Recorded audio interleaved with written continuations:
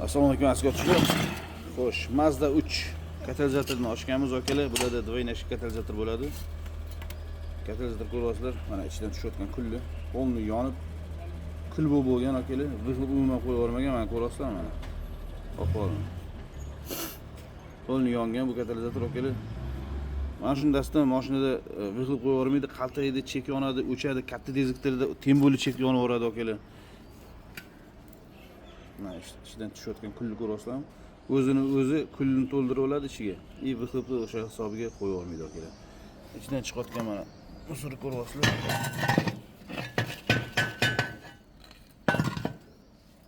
Mana shuncha musor, qum mana shu katalizator ichiga joylashib oladi akalar.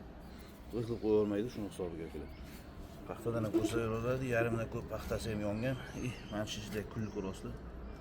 Eng yomoni motorga ketib qoladigan bo'lsa, motor pishiradigan holatga kuzatiladi akalar. Podpiska like esdan chiqmasin, olinmaslik aloqaga chiqinglar akalar. Liboy mashinaga yangi katalizatorlar bor akalar. Euro 6 olib kel.